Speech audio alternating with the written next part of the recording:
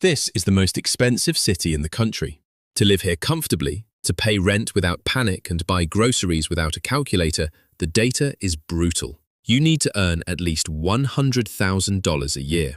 But today, I am deleting that safety net. For the next 7 days, my normal income does not exist. My bank accounts are locked. My credit cards are frozen. I am legally and strictly restricted to the local minimum wage. Let's look at the raw, unforgiving math. The local minimum wage here is $15 an hour. After federal, state, and local payroll taxes are deducted, that leaves a net take-home pay of roughly $12.20 per hour. If you work a standard 40-hour week, your weekly paycheck is exactly $488. But here is where the modern economy hits like a brick wall. The average rent for a basic, no-frills studio apartment in this city has climbed to $1,600 a month. Compressed down to a single week, housing alone devours $400 of that paycheck. Do the math. $488 of income minus $400 for rent leaves exactly $88 for everything else. Divide $88 by 7 days.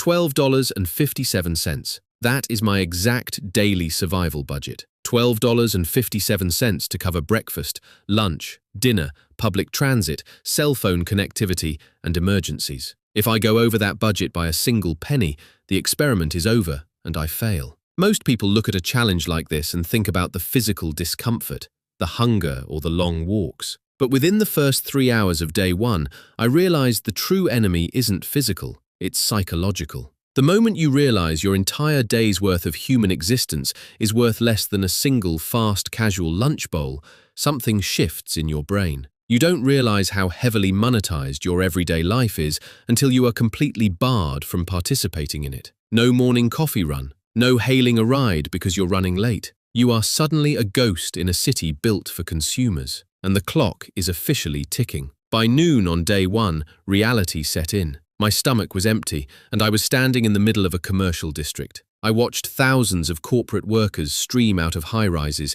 casually tapping their phones to pay $20 for a salad. To them, it's an invisible microtransaction. To me, buying that single lunch meant wiping out my entire budget for the next day and a half. Eating out wasn't just a bad idea, it was a mathematical impossibility. I had to walk 3 miles past 20 different restaurants to find a discount supermarket. When you are operating on $12 a day, a grocery store is a strict resource allocation facility. Most people who fall into financial distress make a fatal error in the grocery aisles. They buy cheap, highly processed junk food because the upfront price tag looks low. But if you analyze food through the lens of nutritional science, processed foods are a trap. They offer high, simple sugars that spike your blood glucose, trigger an insulin release, and leave your brain signaling for more food 90 minutes later. On a survival budget, you cannot afford to be hungry 90 minutes after eating. You have to optimize for satiety. You have to look for complex carbohydrates and stable fats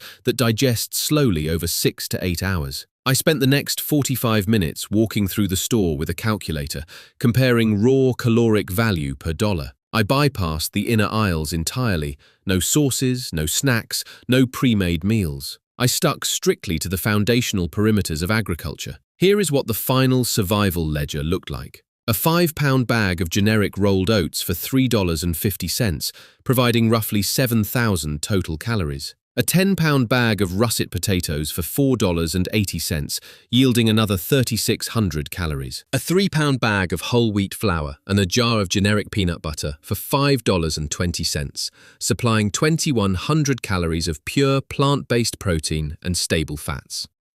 And finally, a 2-pound bag of dry green lentils for $1.90, adding 2,400 calories of high-fiber protein.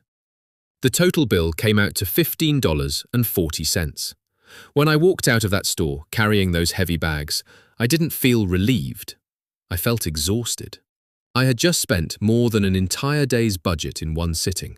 Yes, mathematically, I had purchased over 15,000 calories, enough to keep a human body fueled for a week. But the mental toll of realizing my menu for the next 7 days consisted entirely of unseasoned starch, lentils, and plain peanut butter was profoundly demoralizing. By day 3, the physical routine had stabilized, but the psychological isolation was becoming unbearable. In a high-cost city, socialization is completely privatized. If you want to see your friends, you meet at a bar, a restaurant, a concert, or a coffee shop. At 7 p.m., my phone buzzed. A group of old colleagues were meeting at a local spot just 4 blocks away. My immediate gut-level instinct was to say yes. But then the financial calculus kicked in. A single domestic draft beer at that venue cost $9 before tax and tip. If I joined them and ordered one single drink, I would leave myself with $3.57 for the rest of my day. I would have to walk home in the dark, and I would have no buffer for transit the following morning. I had to type out the text, "Sorry guys, can't make it tonight." That is the exact moment I realized the profound depth of the invisible tax of being broke. It is the steady, systematic erosion of your social capital. When you cannot afford to participate in the baseline rituals of your peer group, you begin to withdraw. You stop answering texts because you're tired of inventing excuses. Your world shrinks down to the 4 walls of your room. Behavioral economists at Harvard and Princeton have studied this exact phenomenon, framing it as the scarcity mindset. Their research reveals something terrifying. When a human being is trapped in a state of severe financial restriction, their brain constantly runs a background program calculating survival margins. This mental load is so intense that it saps up to 13 points of functional IQ. Think about what that means. When you are living on a minimum wage budget, your brain is so overwhelmed by the immediate, high-stakes micro-decisions of survival that you literally do not have the cognitive bandwidth left over to think long-term. You can't think about upgrading your career, you can't think about learning a new skill, and you can't think about investing. You are entirely trapped in a 24-hour loop of tactical defense. The city stops being a place of opportunity and becomes a predatory machine designed to catch you making one single mistake. And on day 4, that mistake happened. It wasn't even my fault. It was 8 a.m. on a rainy Thursday morning. I was walking toward the subway station to get across town for a mandatory meeting. I pulled out my transit card, stepped up to the turnstile, and tapped. The screen flashed red, insufficient funds. I felt a sudden jolt of adrenaline. Overnight, due to a localized infrastructure emergency, my standard subway line was entirely suspended. The only alternative transit option to get across the river was an express commuter rail line. I walked over to the express ticket machine. A one-way ticket on the express rail during peak morning hours was $12.50. I stood frozen. $12.50. My entire budget for the day was $12.57. Taking this train meant I would have exactly 7 cents left for the next 24 hours. This is the exact point where theory becomes brutal reality. When you have wealth, a transit disruption is an annoyance. You complain, you order a rideshare app, you spend $25 and your life moves on without a scratch. Your financial buffer absorbs the shock. But when you are living on a minimum wage budget, you have no shock absorbers. You are a car driving at 90 miles an hour with no brakes. A single delayed train, a minor dental ache, or a broken pair of shoes isn't an inconvenience. It is a catastrophic financial event that threatens to collapse your entire week. I couldn't take the train. So I walked. I walked 5.5 miles through a freezing cold downpour, watching my shoes soak through with grey city water. By the time I arrived at my destination, I was over an hour late, physically shivering and completely drained.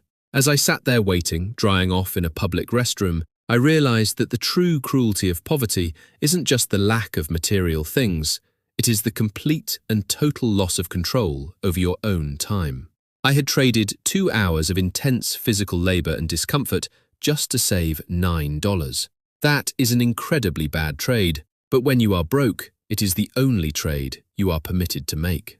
By day 5, the initial shock had passed. The despair of the rainy walk had cleared, and I entered a state of cold, calculated defiance. I realized that if I kept playing the city's game by the standard rules, I was going to lose. The commercial infrastructure of a modern, high-cost city is explicitly engineered to extract capital from the unwary. If you want to survive without money, you have to stop acting like a consumer and start acting like an expert resource auditor. I spent 3 hours mapping out the city through a completely different lens. I stopped looking at storefronts, cafes, and commercial spaces. Instead, I began looking for municipal blind spots, places where public tax dollars had created high-value assets that ordinary citizens completely ignore because they prefer the convenience of paid alternatives. My first major discovery was the central public library system. Most people view a library as a dusty room full of fiction books. But in a major metropolis, the Central Library is an absolute fortress of free equity. I walked into the building on Friday morning and found an ultra-modern, glass-walled digital workspace. I had access to blistering fast gigabit internet, premium data research networks that usually cost hundreds of dollars a month via corporate subscriptions, and completely soundproofed private meeting rooms. Just 2 blocks away, young professionals were sitting in a loud, crowded cafe, paying $8 for a latte and $12 for a pastry just to use mediocre Wi-Fi and claim a tiny corner of a table. They were paying a $20 daily tax for a workspace. I was sitting in a superior, silent facility with professional-grade tools, and my cost was exactly $0. I began expanding this audit across every sector of my daily routine. I discovered that the city maintained an active community toolshare program, a public locker where anyone with a local ID could borrow high-end repair tools for free. I used it to borrow a specialized waterproofing kit to repair the tear in my boot that had ruined my Thursday walk. For the first time all week, the pressure in my chest started to ease. I wasn't spending money, but I was suddenly recovering my dignity. I realized that wealth isn't just about the balance in your checking account. It is about your level of access to resources. If you don't have private capital, your only path to freedom is to master the utilization of public equity. It is now 11:50 p.m. on day 7. 10 minutes remain before the experiment officially concludes. I am sitting on the floor of this small room, and laid out in front of me is the physical remains of my week. A nearly empty bag of lentils, a few remaining potatoes, and my remaining physical cash. Let's do the final, definitive accounting. I started the week with $88 after housing costs. After the grocery run, the transit crisis, and the careful budgeting, I am holding exactly $2 bills, a quarter, a dime, and 4 pennies. $2.39. I survived. But as I sit here staring at these $2, I don't feel a sense of triumph. I just feel a deep weight. This week completely shattered my understanding of financial improvement. We live in a culture that loves to sermonize about personal finance. We are bombarded by internet gurus who tell us that escaping financial hardship is a simple matter of willpower. They tell you that if you just stop buying premium coffee, if you just meal prep on Sundays, you will magically climb into prosperity. But that narrative is an absolute myth. It completely ignores the structural reality of cognitive depletion. When you are living on a true minimum wage budget in a modern city, you do not have the luxury of making mistakes. Every single day is an exhausting tightrope walk. You spend so much vital life force and mental energy just trying to minimize your expenses that you have absolutely nothing left over to invest in your future. Micro-saving will keep you from drowning today, but it will never build the boat that takes you to freedom. If this week taught me anything, it is that the ultimate goal of financial literacy cannot be restriction. It cannot be about learning how to live on less forever. The ultimate goal must be the aggressive optimization of your leverage. You have to realize that your time and your cognitive bandwidth are your 2 most valuable assets. If you spend all day trading hours of your life just to save a few pennies, you are running a losing play. You have to pivot. You have to take that same cold, calculated defiance I used in the public library and apply it to your income. You have to focus single-mindedly on upskilling, on mastering high-value human expertise that automation cannot touch, and on aggressively negotiating for a premium salary. Do not waste your life trying to master the art of being broke. Stop trying to survive the predatory architecture of the city and start focusing your entire mind on building the leverage required to own your time, your security, and your freedom. The clock has just hit midnight. The experiment is over and the real work begins. So, if you respected the hustle and want to see more real, raw financial experiments like this, smash that like button and subscribe to the channel. Let me know in the comments what challenge I should take on next.